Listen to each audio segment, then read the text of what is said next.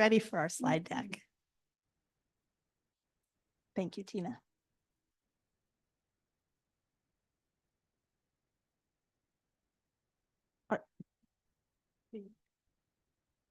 Oh, I'm sorry. Yeah, we're ready. We're ready to rock and roll.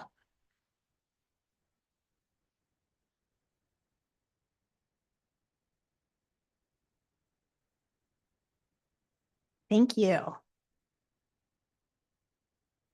Right. Today we have two outcomes for our time together for our workshop.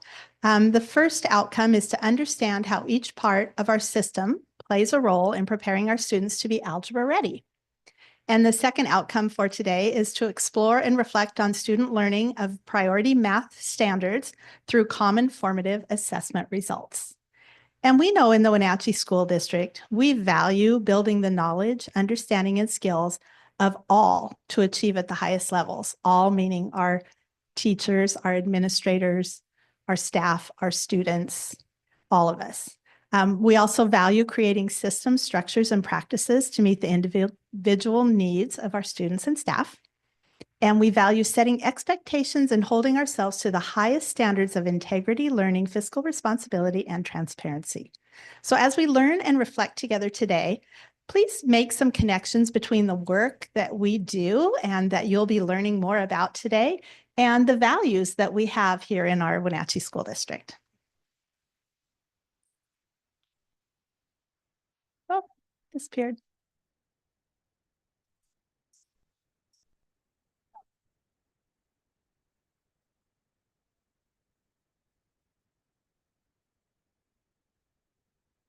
Are we ready? There we go. Okay, we are moving on. So our Big Six student outcome number 4 is ready for algebra, where students will be on grade level or beyond by 8th grade in algebra. And below that in parentheses, it says numbers and operations and algebraic thinking. Those are two math strands that really feed into algebra and getting our students ready for algebra. The way that we measure this outcome is the percent of students in kindergarten through 8th grade scoring at mid, on grade level or above on the spring iReady assessment, and the percent of students in grades 3 through 8 scoring proficient or above on the Smarter Balanced assessment. One of the things to keep in mind as we think about the iReady measure is that the iReady overall score also includes geometry and measurement and data strands. So we include those also because some of those are also part of the road to algebra. All right, in your folders, you will see you have a copy of this slide, and you'll see a district overview of the students we serve. You also have a school by school breakdown of the students we serve, which may be helpful later in the workshop.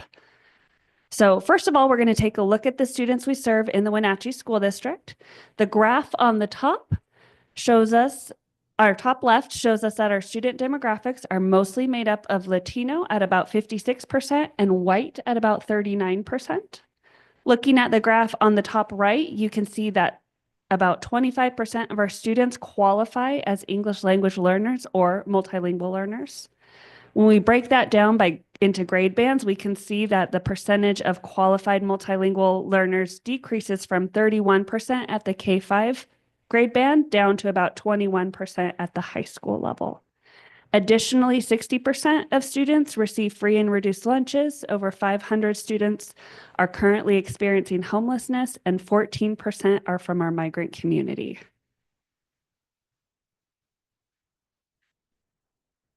So you will remember that we introduced you to this graphic when we updated you on Big Six number 1, high quality instruction, in October. We wanted to come back to our WSD Essential instructional strategies because this is one essential component of how we are ensuring students are ready for algebra. Remember that these strategies are essential for our multilingual learners to succeed and excellent for all learners to achieve at high levels. You've had an opportunity recently to see some of these essential strategies in action during our school board learning walks this year. Okay, successful academic discussions are based on foundation norms and procedures that create a classroom culture of 100% student engagement and accountability. And that's the bottom part of that triangle. These norms are teaching students what to say instead of I don't know, setting up collaborative structures such as AB partners, providing wait time using total response signals, providing sentence stems to ensure students speak in complete sentences, and strategies to randomize and rotate when calling on students. The foundation sets the stage for increasing rigorous academic tasks while providing strong supports for our multilingual learners and other diverse learners. During our workshop today, Lisa will share how we use these structures as part of our efforts to get students ready for algebra. Okay, as you know, our schools are organized into PLC teams. PLCs meet regularly to review evidence of student learning by looking at either student work or common assessments. They use the information to plan for the next week of instruction. As a critical part of the planning process, they determine engagement strategies, including the WSD essential strategies that I just reviewed. Well-designed lessons that engage 100% of students in every classroom every day is foundational to reaching our Big Six outcomes.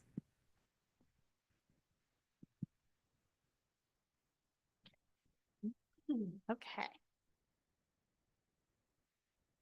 So in the Wenatchee School District, you have this handout, sorry, in your folder. This is the handout called Aligning the Work of Collaborative Teams. And in the Wenatchee School District, we align the work of our teams from the boardroom to the classroom. The school board, this first box right here, is our school board and superintendent team, and that's you here today. So what you do, and you all know this work that you do, you set the direction and the focus. You created our strategic plan. You have goals that you want to see our students achieve. And we monitor those results. And we also celebrate improvement. From there, we have our district instructional leadership team. That consists of our principals and assistant principals, Dr. Kalahar, our learning and teaching team, including our special programs director and our director of Hispanic and Latino relations, our highly capable coordinator, our migrant coordinator. We all come together as part of this district instructional leadership team. And what we do is we try to carry out this vision. That's our work here in this team. We meet regularly. We actually meet on the request of our administrators. We meet every week, once a week, to do this work. We focus on learning during those meetings. We practice and rehearse the work so administrators feel prepared to go back and lead their buildings in this work.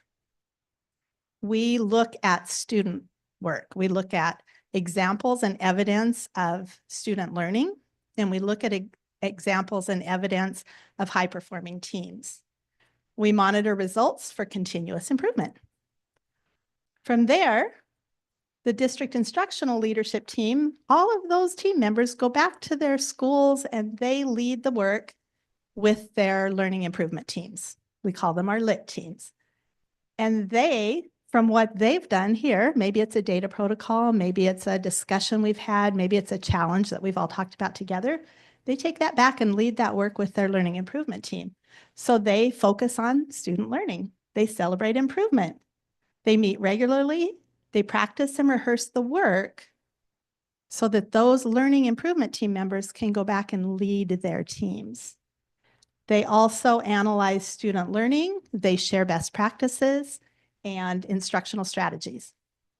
From there, we have and it's kind of hidden there, that this is our school or grade level content teams. So it might be at the K-5 level. This is our team leader from each grade level. At the upper grade levels, it might be the ELA content team leader or the math content team leader. And they are the ones that are planning the work, planning the learning that happens. They are guaranteeing that we are using and teaching our priority standards unit by unit. They are meeting regularly to set SMARTY goals unit by unit. They analyze student work. They talk about what students need. They talk about best practices for instruction. They plan together. They analyze results. They monitor improvement. It's a continuous cycle of improvement. And they celebrate the results too. So this is how the teams and the work flows this way. But we also have the results, the student learning results. And so those results flow the other direction. So our team leaders come together as a lit team, and they share their student learning results. The school principals take those student learning results and share them with the whole district leadership team, our instructional leadership team. Then we take those learning results and we share them with the school board. So our work flows this way and our results flow this way. It's a pretty beautiful thing. It's very connected, and we're going to share how it's connected throughout the rest of this presentation.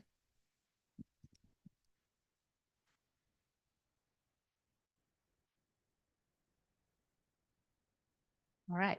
So speaking of connections, let's start with the school grade level or content teams in the classrooms. So today we will look at grade level content teams in two ways.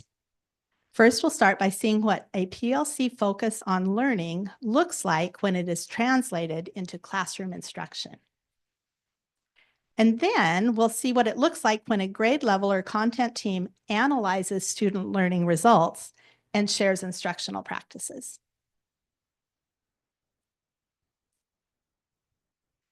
So PLC teams work together to plan first best Tier 1 core instruction.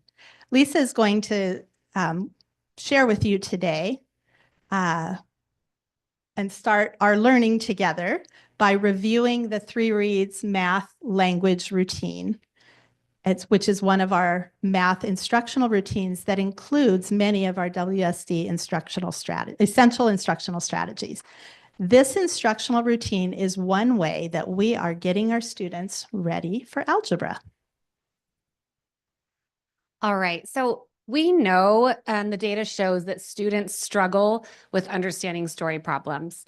We've learned that we must teach students how to understand a problem and make sense of it, and give them multiple opportunities to practice the language of math. So what is the 3 Reads language routine? It's a research-based language routine that guides students to interpret the academic language in a mathematical problem without oversimplifying the text or reducing the mathematical rigor. Why does it matter? It helps students comprehend and process math problems. It helps students communicate their understanding. It's essential for empowering our multilingual learners. It engages students in the mathematical practices, and it increases students' mathematical understanding. We've provided professional development for K-5 teachers at the beginning of last year in this language routine, and have since been providing support with observing math blocks, co-planning math blocks, and modeling the routine in practice. In fact, I'll be in a classroom, 2 classrooms on Wednesday modeling again. So, and as we know, with any new routine or strategy, it takes time to make that a habit. Teachers are working on building it into their classroom instruction at least once per week. We even have our 6th through 8th grade math teachers trained on the 3 Reads routine, and they're working on implementing it in their classrooms as well. So what does the 3 Reads language routine look like in the classroom? A word problem is read 3 times for 3 different purposes. We make a lot of connections to that with reading as well. So whenever we read a passage, we're reading it for more than one purpose. The first time through, the purpose is really just to make sense of the problem or the story. Numbers might even be covered up. The question isn't typically asked that first read through. It's really just making sense of the language in the story problem. The second read is where students identify the quantities and the units, and they use that language from kindergarten on.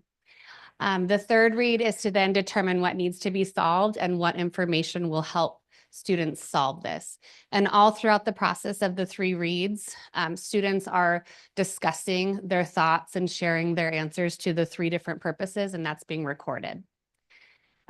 During the 3 reads routine, students may solve the problem one or more ways using concrete, representational, and abstract strategies. So we encourage our students, especially at the elementary level, to use tools strategically. That's one of the mathematical practices. So they practice solving using manipulatives. And then we will also want them to show it representationally, so by modeling that with a drawing. And then they also connect that to abstract, which is the numbers and the equations.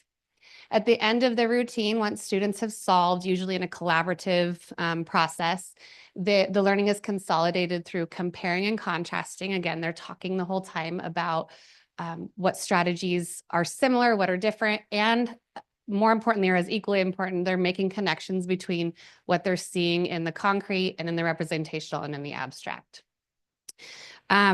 We know, I should back up a minute. Our essential strategies are also part of the instructional routine, which you're about to see in a minute. We know that being ready for algebra begins in kindergarten. So we're going to watch a short clip of a kindergarten teacher named Selena who works at Newberry.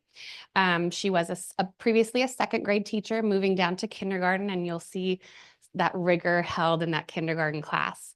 So she's going to be using this routine with her kindergarten students, a third of which are multilingual learners. You'll see parts of the 3 reads routine along with many of the essential strategies. So you will see the expectation that students are speaking in complete sentences using academic language. You'll see visuals and academic vocabulary, the teacher using visuals to support. You'll see the students in A-B partners. Total response signals. I'm not sure that in the clips that we show randomize and rotate, but she did have them talk and then pull the stick to have them answer. Let's see, you'll see the use of sentence stems, quite a bit of what we have in our essential strategies. All right, so here we go. We're going to watch Selena.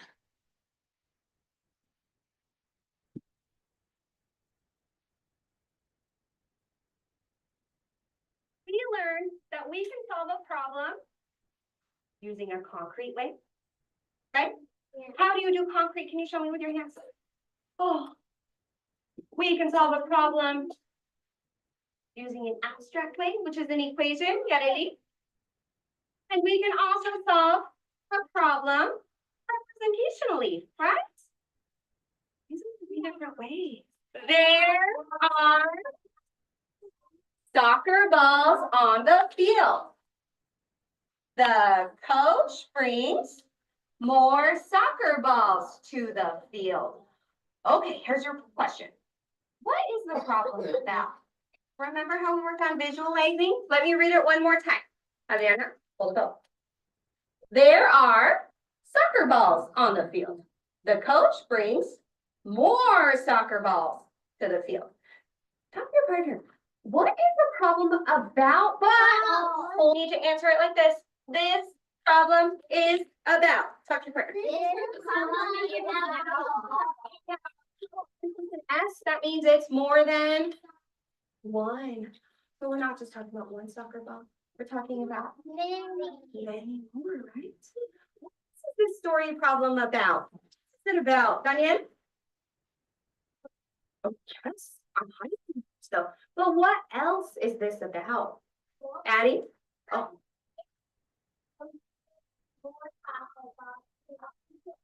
What a coach. This is a soccer coach. A coach. Oh, and he's in charge of the soccer players, right?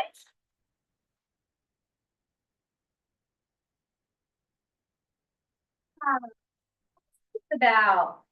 Maddie?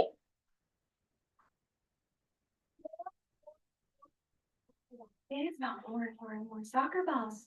Is there an extra word here that we might not know or that it's about? Balls. Here. Okay. Maya, did you want to add something? You can. So it is about soccer and kicking a ball? Soccer field. Oh, no, you don't use your hand because then you're out, right? Oh, what number is that? 4 and 2. There are 4 soccer balls on the field. The coach brings 2 more soccer balls to the field. Okay, my first question to you is, what are the quantities? Remember, quantities are the numbers. Quantities, talk to your partner. Say the quantities are. 2 and 4, those are the quantities. We have 2 and 4, but what are the units? What exactly are we talking about? 2 and 4 what? When you talk to your partner, say the units are. What the units are, what are we talking about when I say 2 and 4? Soccer balls. The units are soccer balls. So we're talking about 2 soccer balls. Oh, I love that we have soccer balls. And 4 soccer balls. Okay, I have a question now. We're going to read this one more time. And you're going to ask your partner a math question about this. Question, Fred. How many balls do you have now? Can we say that together?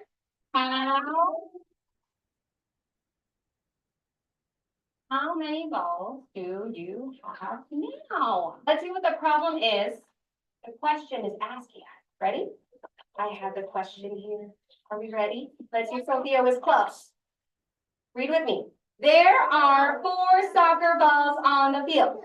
The coach brings 2 more soccer balls to the field. Your question is, how many soccer balls are on the field now? I want you to look at the 3 ways to show us math. Over here.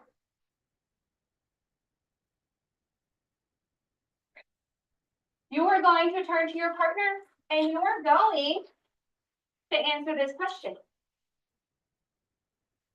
The question is, how are we going to solve this? And you're going to say, we can, and tell me what you're going to do. Talk to your partner. Yeah, we can. What are you going to do first? How are you going to solve it? So you're going to use chips. If you use chips, what is it called? Concrete. Concrete. Do you agree? Everything's over there. What are you going to do? Representational. So you're going to draw what? Okay, what are you guys going to draw? What should you draw? Am I going to see cows on here? No. Thank you. Where's the ball? Oh, yes, but pick one first. Which one are you going to do first? What are we going to do? What's that one? You're going to use what?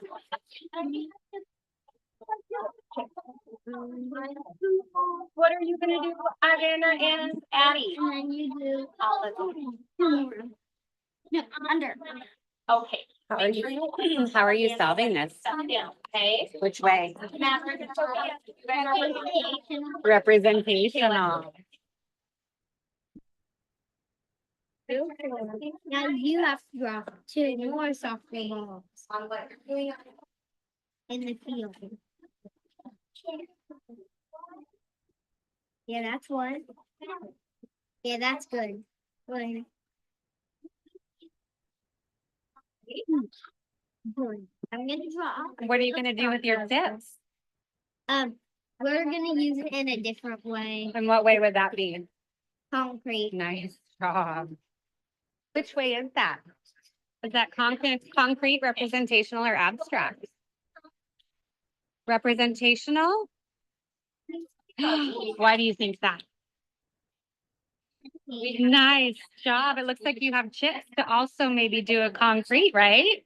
Nice job. What are these about? It's what this is a sign for what we can run. Uh-huh. And this is how. Oh my goodness. Which is your favorite way to solve? You're gonna do the same. Representational. 2 plus. Over one color, right? Yeah. And that we were both putting things on there. Ooh, let me start with.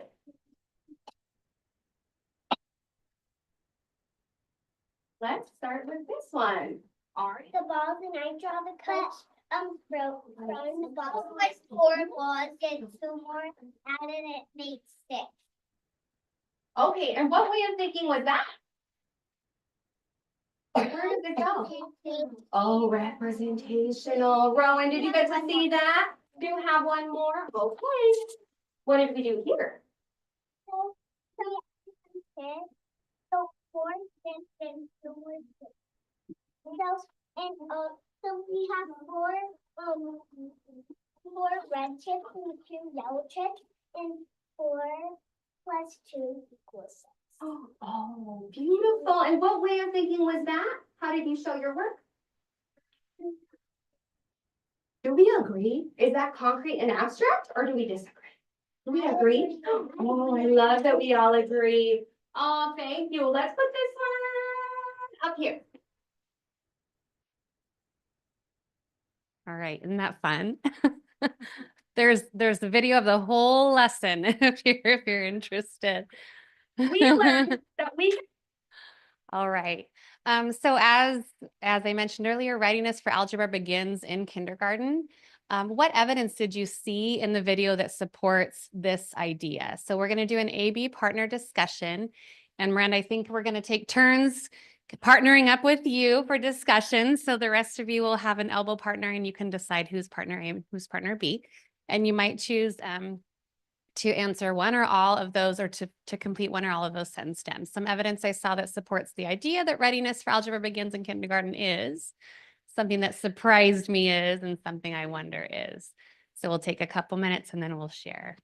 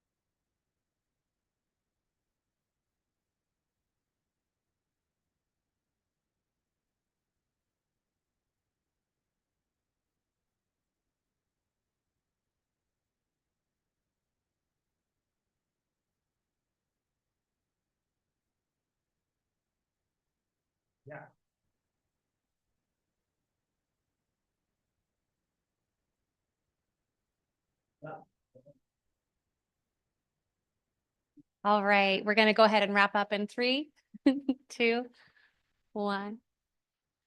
And we're going to go quickly around. And one thing that you shared, Maria or Martin, one thing that you wanted to share?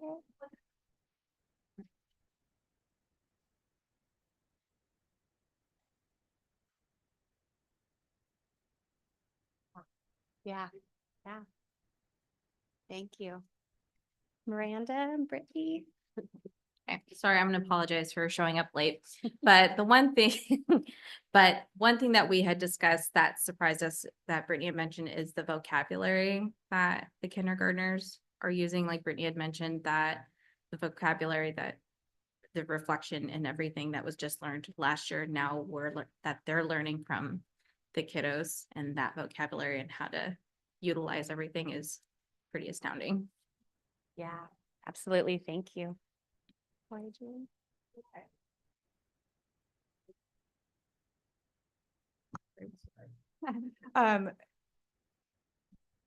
What we saw that supported the idea that they were ready for algebra or learning readiness was the fact they're working on story problems and solving for unknown quantities. And the thing that I think surprised us both was that they are learning this language and learning it so well as far as how they're solving with concrete representational things. I had no idea. I mean, it makes sense now. We didn't get to the something I wonder about, and just my own personal wonder is, that was a really in-depth process. So how does that translate into being efficient in math in some ways, and not only learning just how to read a story problem, but then again, are we seeing progress in just basic addition, subtraction, things like that? Yeah, great wonderings.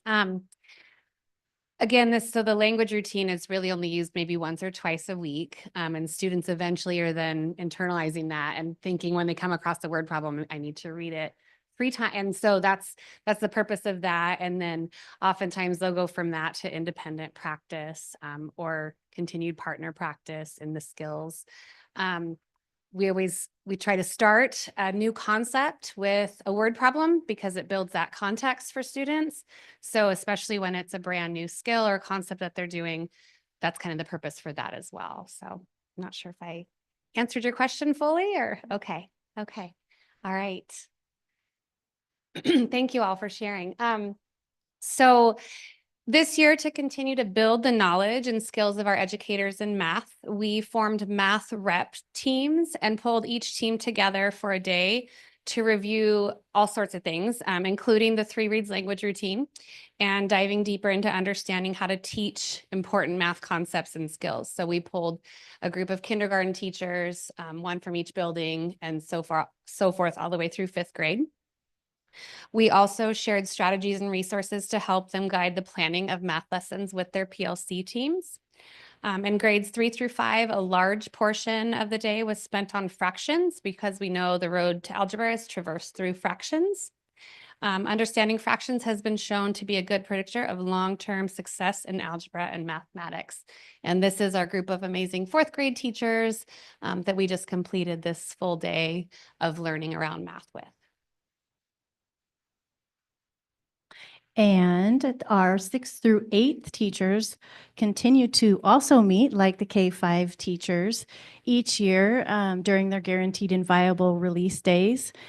We've been doing that for many years, but for the past 2 years, we have been providing the same professional learning for our 6A teachers that we have been providing for K-5. So we quickly learned the strategy from our K-5 team and thought, how can we build this out into the 6 through 8 classrooms? Because a solid strategy is a solid strategy. And so that vertical alignment, we know this vertical alignment accelerates student learning outcomes. So we're really excited about that. And this picture shows our 8th grade middle school math teachers planning for high leverage instruction, specifically the Math Reads protocol, language routine, and the Smarter Balanced IAB instructional routine. And they did great work that day.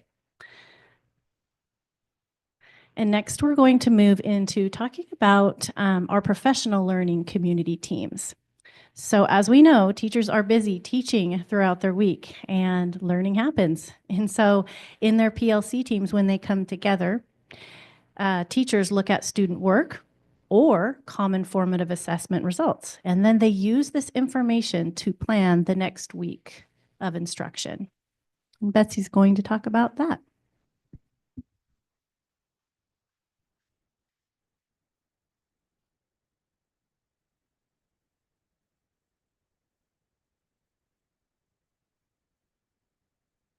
Great.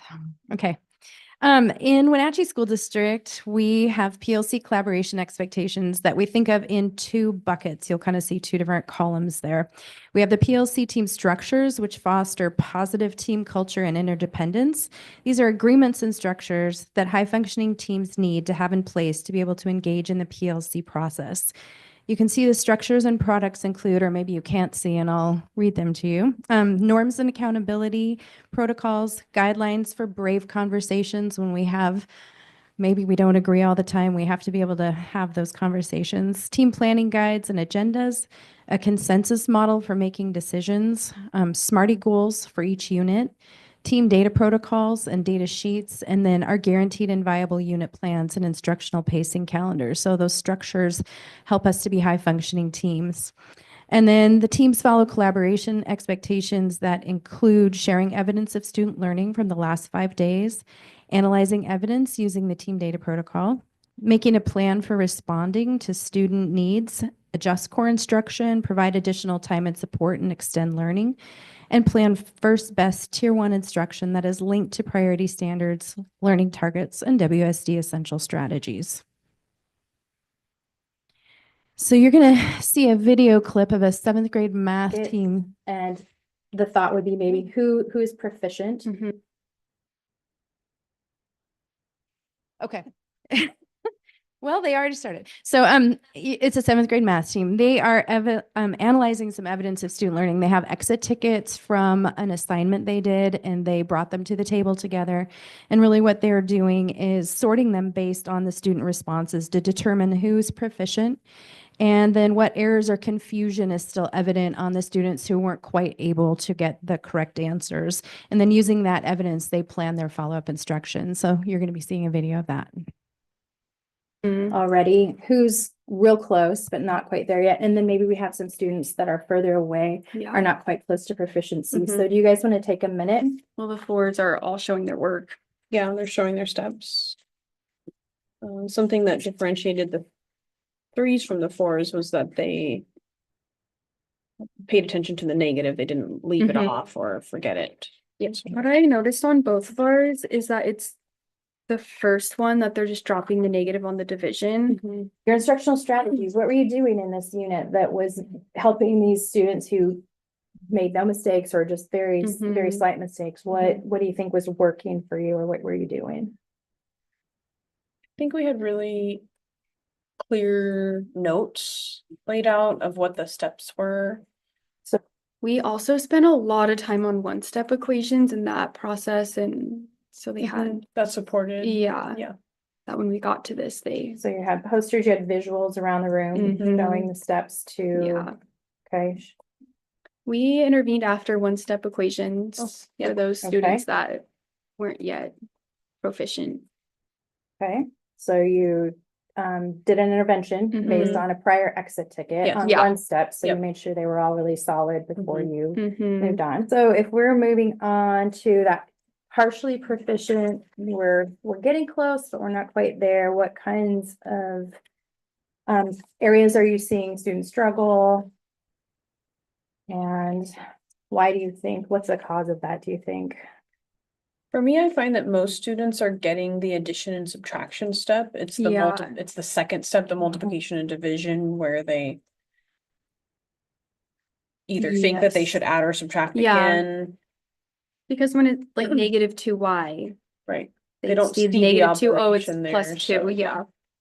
Why do you, like, what are you doing? If you're like, kids are not recognizing that 2y means 2 times y, what kinds of things have you tried? Or I kind of have a silly thing that I tell the kids, because I've heard of like TPR, total physical response. And so I tell the kids to like hold up their 2 fingers, like it's the number and the variable, they're next to each other. And like we say out loud, like it's multiplication, you know, so using a physical action to go with like, what operation is it? And so I'm hoping that that helps them in their mind. And I find sometimes even when they ask me, how do I do this again? And I hold up the fingers, they're like, oh yeah, multiplication. Most of our kids are in groups. Okay, so you have like collaborative groups that you're using. Okay, some kind of a structure. And we both do entry tasks and talk about them, and the students talk with each other, and then I normally have a student go talk through it on the whiteboard. A few of my kids in this one, they were able to show the first step. They were able to show, oh, I need to add or subtract first, and then they just kind of didn't really know where to go from there. Based on what you're seeing here, I think we want to wrap our mind around like instructionally, what are our next steps, or how are we going to intervene for the kids who were partially or not yet close, and maybe what are we even going to do for the kids who seem like they've got it. So we're just really kind of thinking through in that next week, what would instruction look like?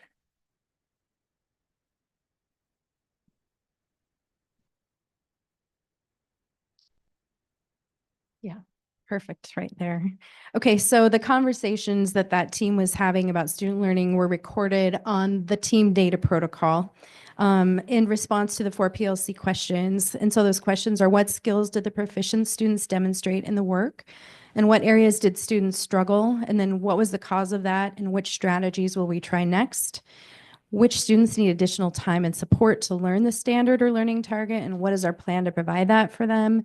And then do we have students who need extension or intervention, enrichment, excuse me? And then what is our plan for that? So our teachers are grappling with trying to meet the needs of all students through those PLC conversations. And so right now we're going to do another quick reflection with a partner. And this question is, how is the work of PLC team supporting readiness for algebra? And we have some question stems there. The work of PLC team supports readiness for algebra because, again, something surprised me, something I wonder, and you guys can take the conversation from there wherever you would like it to go. So we'll take a few minutes to have those conversations.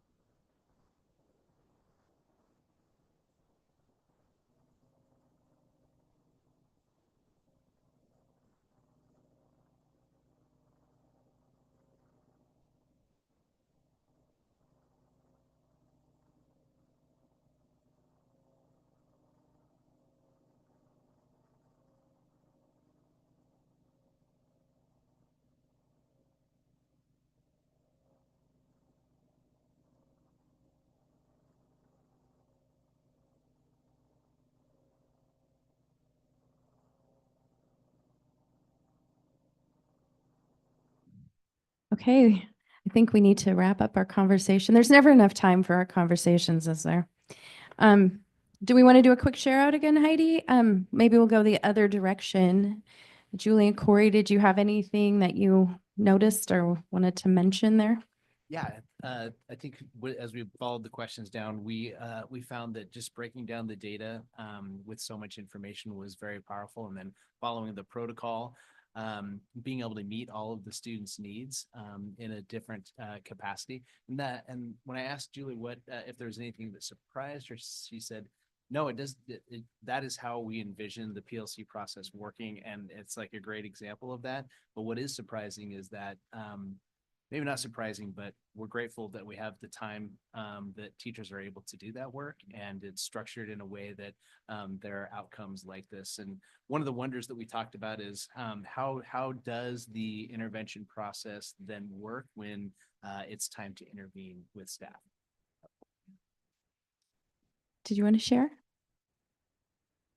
So it was discussed, the surprising of just kind of collaborating and correlating with some of the students that you recognize what they're thriving with when it comes to the math problem. And then you can see it in their data, what's something that they're struggling with, and coming up with other solutions to make it feasible for them to learn to understand that. And one thing that we had discussed and wondering is that you see it in elementary, it's very simplistic and very visual for them to understand. And now you're having that to come a step further, more of the reading and more refining of the qualitative or the quantitative of everything. So that work can be that roadblock coming in to understand the problem and solving it. So kind of that wonder, finding that creative way outside the box to make it a whole for those students to understand and succeed in solving that problem. Thank you. Yeah. Martin or Maria? Go this time, okay. Supporting readiness using cross-fertilization of both problems and good ideas, and then separating. I'm going to go back to kindergarten for a moment because I felt and I'm volunteer in language kindergarten right now, 1 hour a week. And I'm really, really impressed at how they get down to the fundamental operations and understanding. This one here struck me that it was more struggling to find out techniques rather than the knowledge content. And that's, I guess I would say that's a wonder. How do you get around that?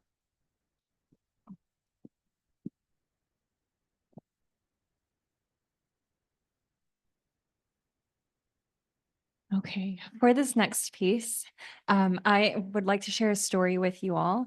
I have a second grader and she goes to her district and it is connected to what we've been talking about. My student, her name is Jimena, and we speak to her at home in Spanish. She hears a lot of Spanish, that's her dominant language, and she started learning English when she started TK in schools. So she's still she qualifies in the TBIP bilingual programs. She has not yet scored out with the WIDA access.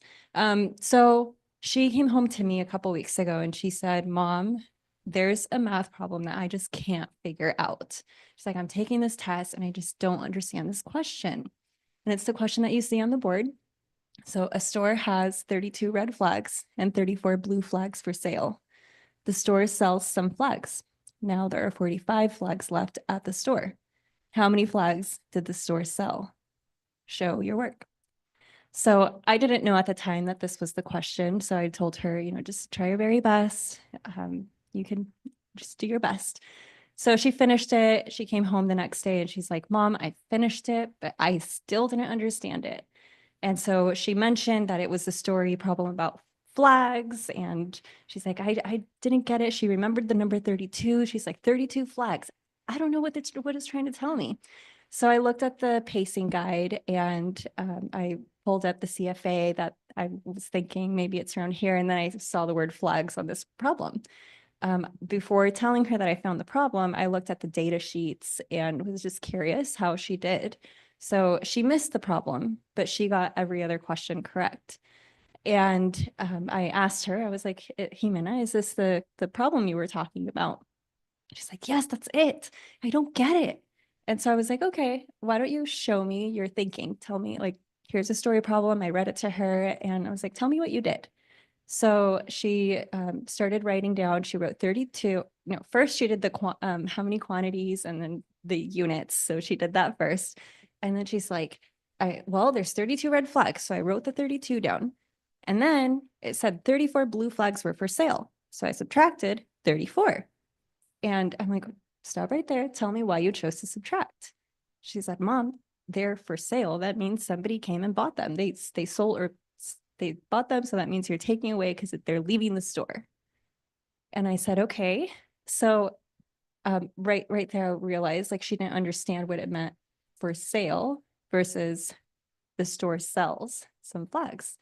And so I said, there's a difference. I tried to give her a little background around things that are for sale versus things that get sold. And she was struggling to understand that concept. And it just got my wheels turning a little bit. So I looked at the data sheets. You'll notice that there's some turquoise there on our data sheets. ML qualified students are in turquoise. And so I just was curious, like, did other ML qualified students get similar results on this problem? And so I looked at different buildings and question by question, I brought this to the team and I said, I've started to notice a trend. Many students who are ML qualified missed this question, but got many of the others correct. So what does that say about the question? Might it be a language? Something that maybe the wording of the question needs to change a little bit so we can actually understand the standard versus the language of the math problem. And so as a PLC team, we know that our teachers are, one of the questions they got asked is, what does the data show about our multilingual students? And we have WIDA data on our data sheets, but it's on a different tab. So I found myself toggling back and forth on what did these students score on their WIDA and how did that impact the score on this question? So as a team, we brainstormed ideas, and you'll see that there's an NC column that is for a newcomer column. We usually enter the dates of newly arrived students to our country on the main data sheets.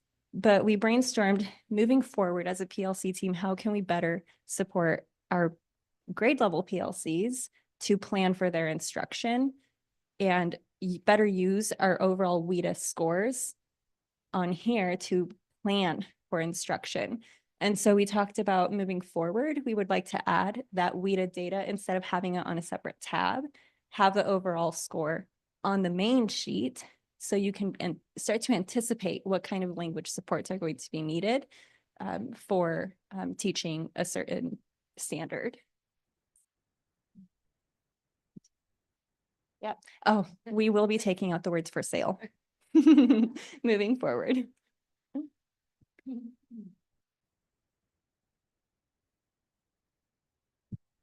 Okay, thank you for that powerful story and that you shared, Anaisa.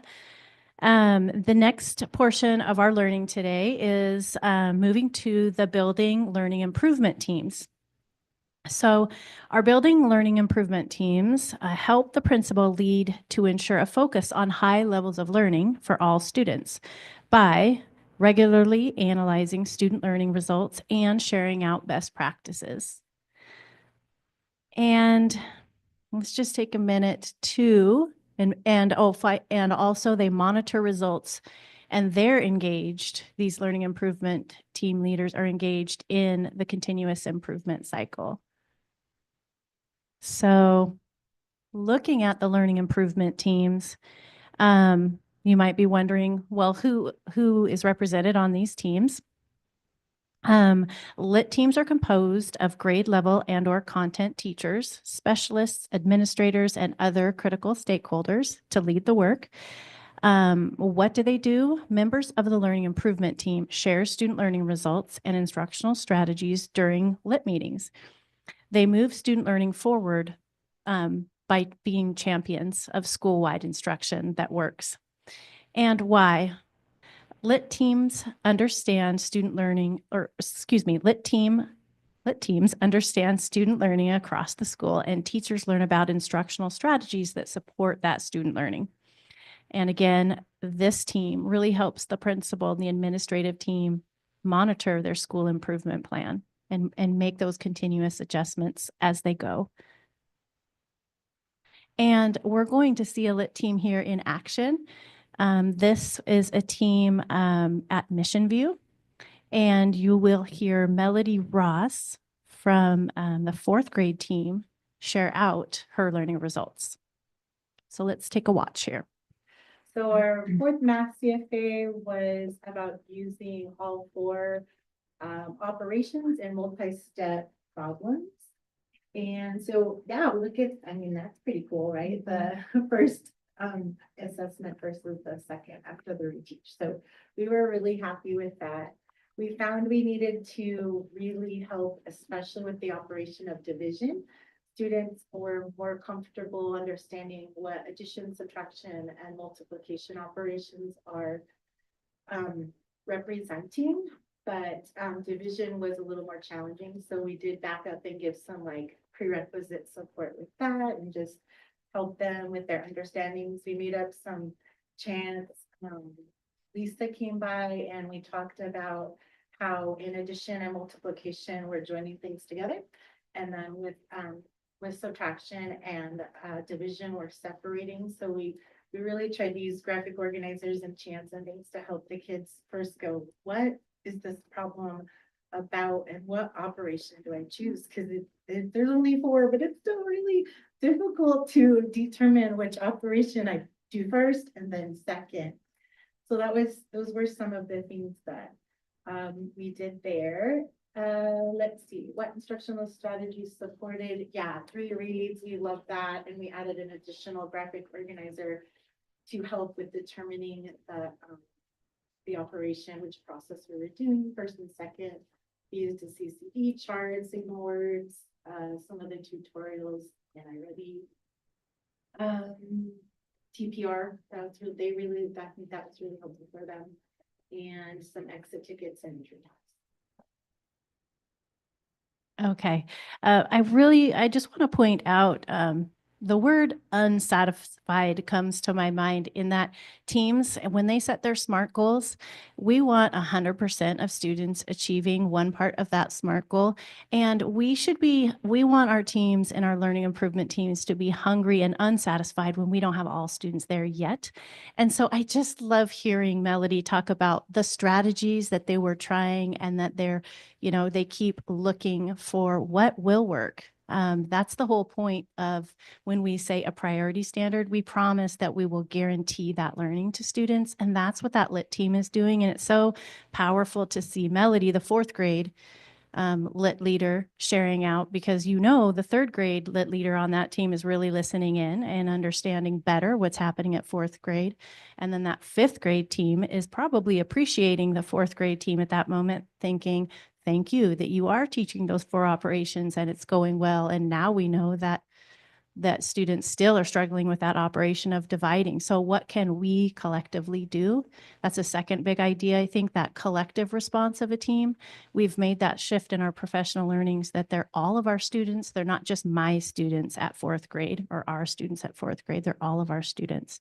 So that was a powerful video. And let's take a moment now to reflect again. So our question to reflect in our AB partners is, how does the learning improvement team sharing of student learning results and instructional strategies support readiness for algebra?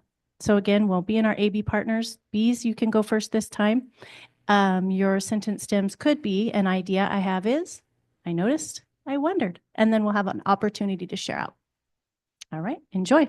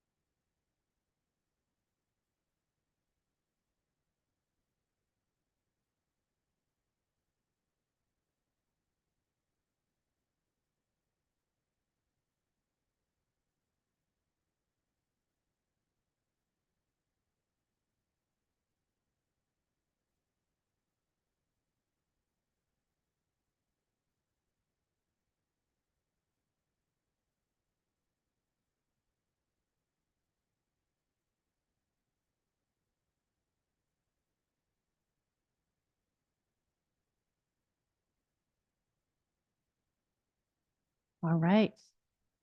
Thank you for that. Are we ready to share out? Let's mix things up here. Anna, Isa, and Miranda, do you want to start off the share out? Sure. Sure. I think what we discussed is noticing maybe if it was like what we talked about with her daughter's situation with solving that word problem, just like the vocabulary component, or finding that basis of understanding, or since it was noticing that simple trend of not understanding that division component, or finding just kind of a reroute of finding ways to have students understand, or finding ways for students to solve that problem in a different way, whether that was a language barrier or a learning, just a different way of learning to teach in that spectrum. So Thank you for that. Okay, Corey and Julie.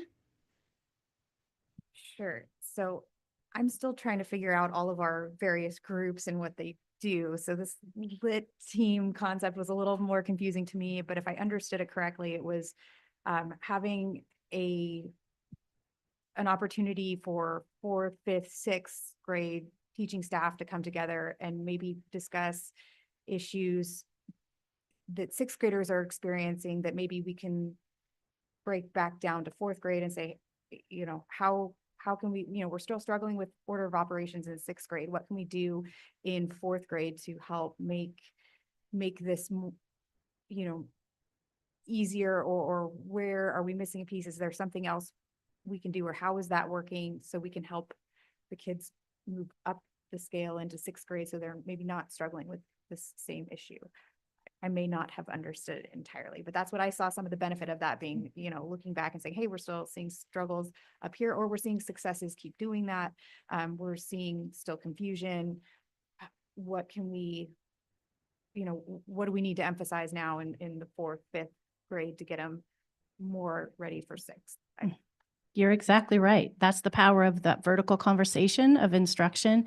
And to clarify, these meetings are led by principals at their buildings, and they could be 45 minutes to an hour, usually twice a month. And then teams are just kind of sharing out on a regular schedule. If they've given a common formative assessment and have it scored and ready to share out, they're up for sharing out.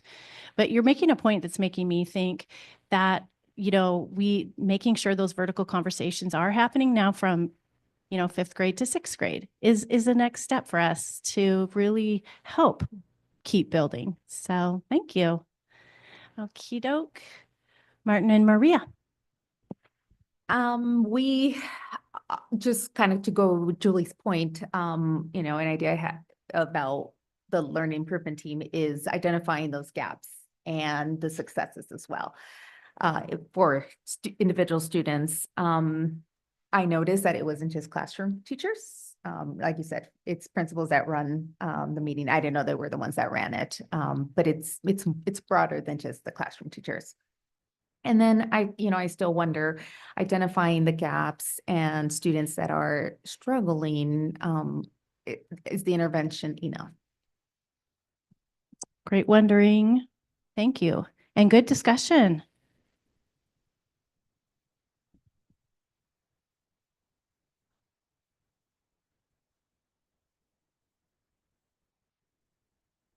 All right.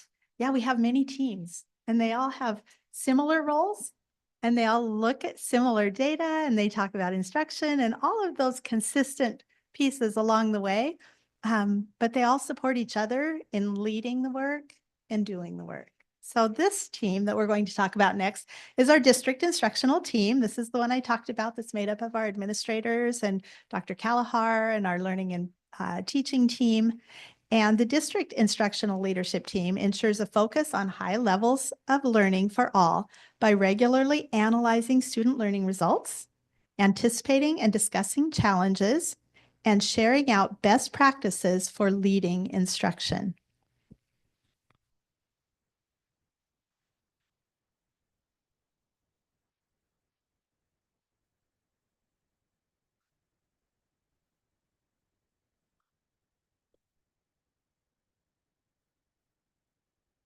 Right. Yep. So I'm on the right one.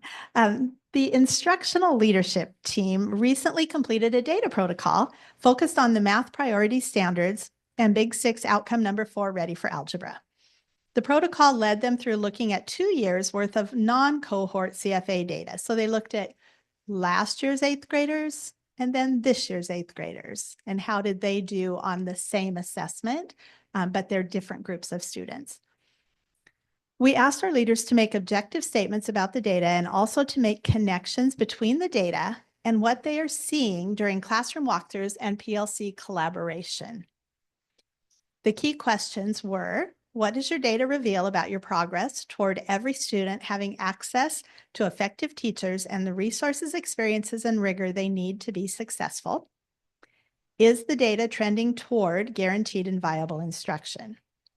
And what that means is that when we have really strong, guaranteed, and viable instruction across our system from year to year, and when we have strong WSD essential strategies being implemented consistently from year to year and continuing to get better and better at what we do, we should have data that continues to grow every year. It shouldn't matter which students walk through the door because I know I have the tools, skills, and resources and structures to support them to reach grade level standards. So each year we want to see that data continuing to grow so that we can know that no matter which student walks through the door, we can meet their needs. When we are still working towards guaranteed and viable instruction or working towards implementing essential strategies across our system, we tend to see data that goes like this from year to year because it depends on the students that come in. But as we get better and better, we're going to continue to see that consistency and that rising of the percent of students meeting proficiency. So we wanted to share from the principal data protocol, we wanted to share a little bit of the flavor of their noticings and wonderings with you today. So this is the first one. Some objective comments were in 2023-24, CFA 1 had 34% proficient, and this year it is 69% proficient. Growth from each CFA has been consistent. So that's just, we just grabbed some comments that we wanted to share and let you have a flavor of what kinds of discussions they had.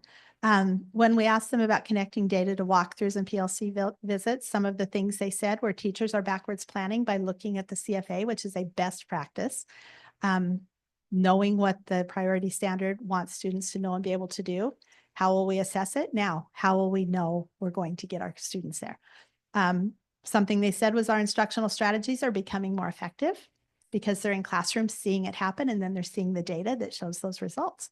Teachers are using more academic discourse and visual models to support students, and the data does show trending toward guaranteed and viable instruction. So principals saw all schools, but they paid really close attention to their school at one grade level just to get started.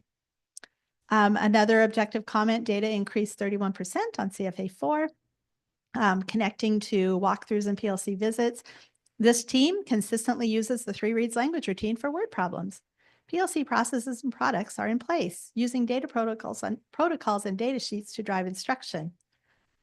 They reached out to district trainers prior to this CFA for support with instructional strategies because students struggled last year. This data shows that we are halfway to meeting our SIP goal.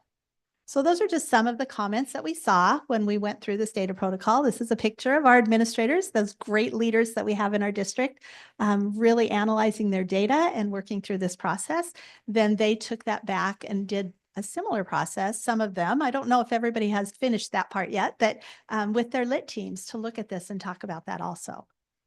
Practicing and rehearsing the work and then taking it back to those learning improvement teams.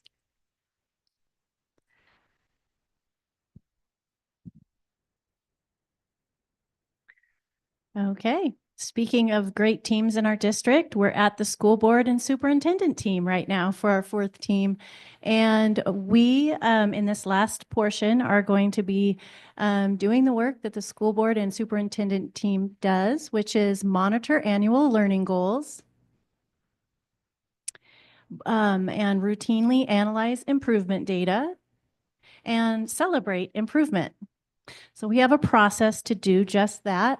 We're going to have a math CFA data review right now. So we're going to ask you to open up your folders.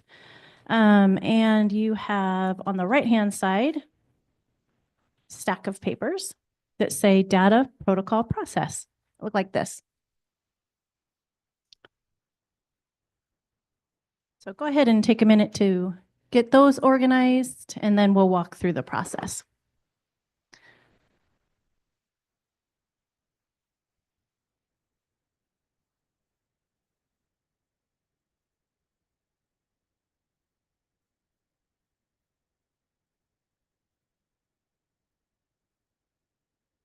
Okay, I think we all have our papers out, so I'm going to just review a few things. The data that we're going to look at today, we actually have really nice big posters for you, which we'll hand out here in a moment. Let's do that right now. I think it would be nice as I'm explaining this for each team to have theirs. Or are we in teams yet? We're not in teams yet. Time out. I'll just read this. Let's just talk about the data that we will see. We're going to look at common formative assessment data, which measures student proficiency of priority standards. It allows us to track student learning along the way between the iReady and the Smarter Balanced Assessment. So the common formative assessments are coming up more frequently, and they act as our progress monitors, if you will. It is very important for us to have common formative assessment data because it's the most actionable data that we have. And that's what you saw in the videos, teachers talking about, because this is the real-time data they're getting from students. And teachers can be responsive to their student needs, and they're able to adjust their instruction to be able to impact student learning right away. So that's what the graphs that we'll look at today show, common formative assessment data. And as we go into a little data review here, it's really good to think about how we look at the data. So when we're discussing the data, we'll use that practice of using objective statements. And so examples would be, you could state the school name, showed an increase on all CFAs from 23 to 24, or something like these schools, and then name the schools, increased the percent of students who demonstrated proficiency with addition and subtraction within 100% to 23 to 24. Having these objective conversations roots us in evidence that really leads to good outcomes as a team. So now let's talk about our process. We will be in 3 different groups. We'll have grades, we'll have Maria, Anaisa, and Heidi reviewing grades 1 through 3 CFA data. Group 2 will be grades 4 through 5 data, and that will be Miranda, Corey, Lisa, and Brittany. Group 3, grades 6 through 8 data, Martin, Julie, Betsy, and myself. And for our process, you will, in your packet, you will read, this will be nice, you'll read the full language of the priority standards. So for example, if I'm in the grades 1 through 3 data group, you could, scan over those priority standards because it'll give you an idea of the rigor of those standards and what students are asked to know and be able to do to meet or exceed standard. And then you'll have your document, your data protocol process document. Step 2 is you'll note, what can we celebrate? What do we notice? What do we wonder? And then be prepared to share out a reflection. And, it's 1:15 right now. We might take about 5, this will be 5 or 7 minutes and then a quick share out. So let's do that. Let's go ahead and organize into our groups and ready, set, go.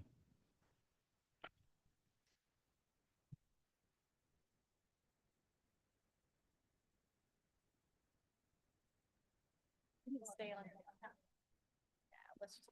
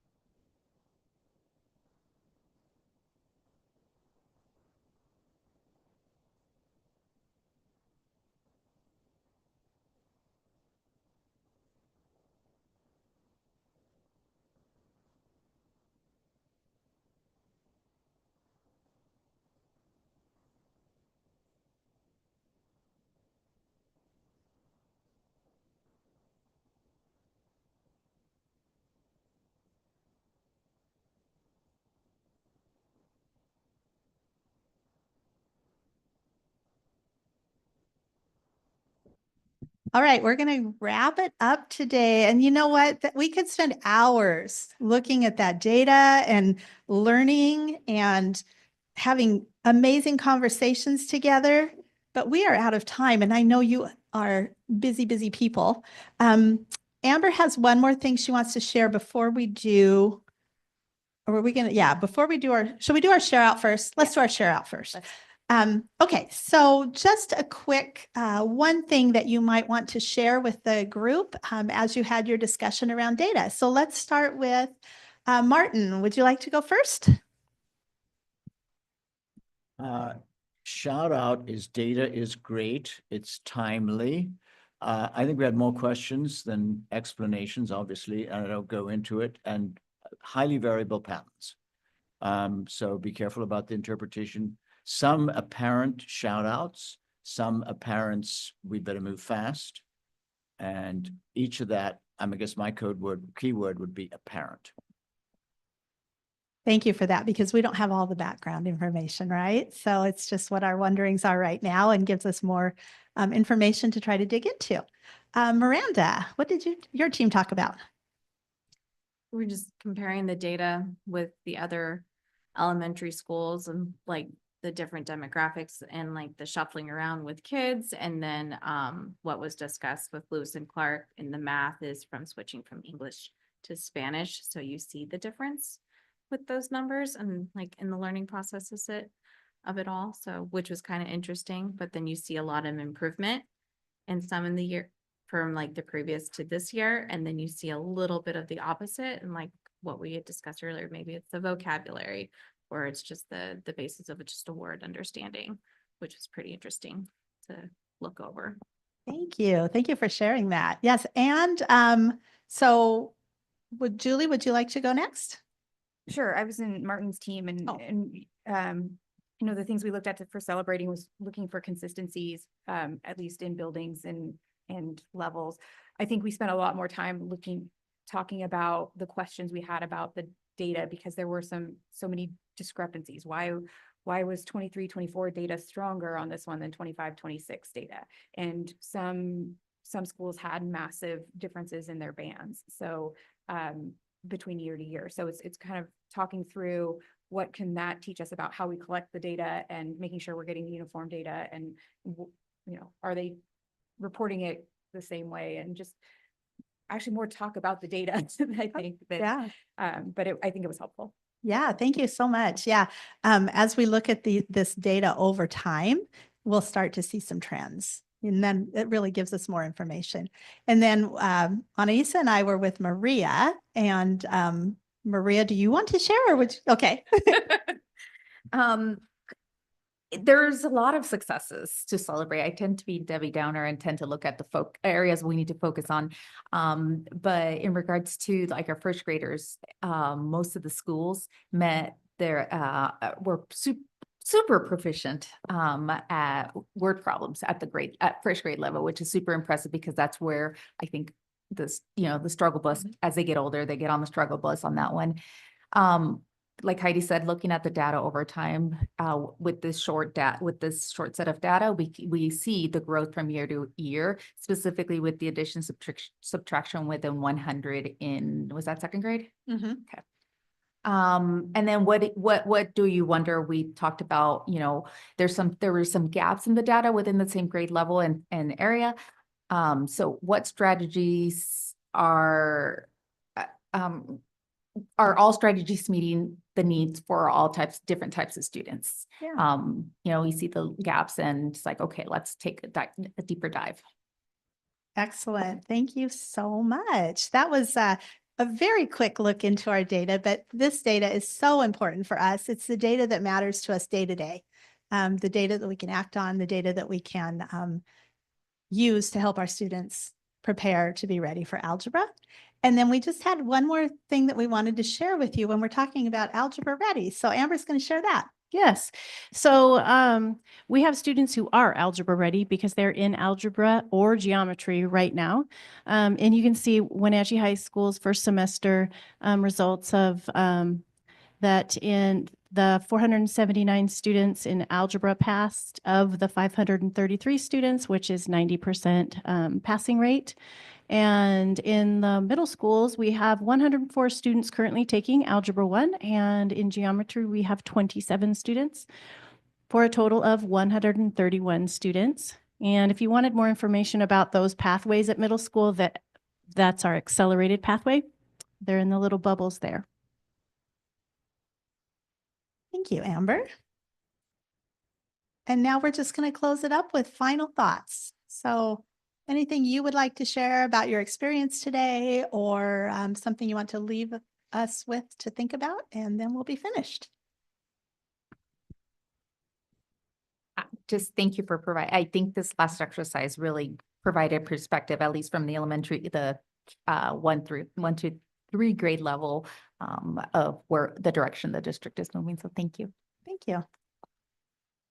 Thank you. And you have to move very fast. So we were just skimming the surface, being methodical, consistent, trying to react promptly, trying to get consistent data and take corrective action. Just that. And as you say, repetitively doing this in a feedback loop. Yep.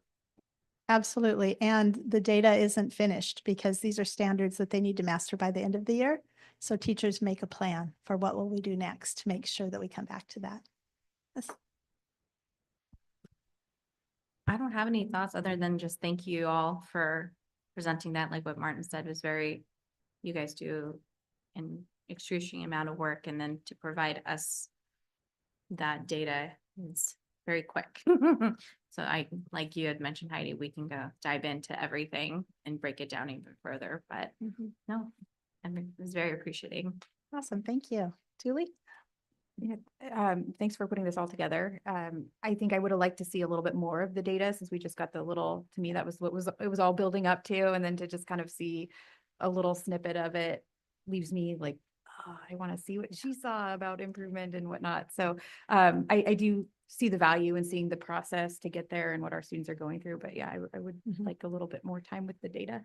I know. I'm sorry about that. We just ran out of time.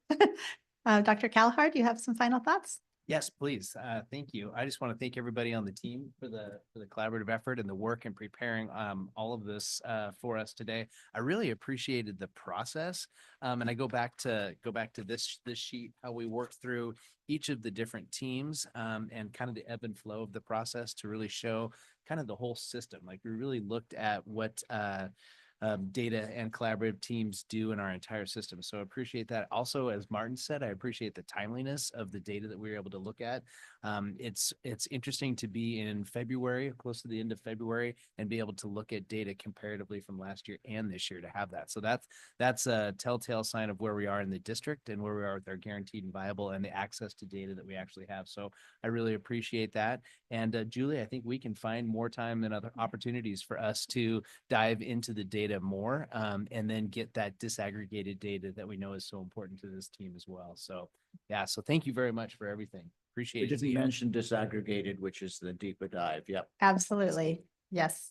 Thank you so much. We really appreciate your time and look forward to coming back to meet with you again. Thank you.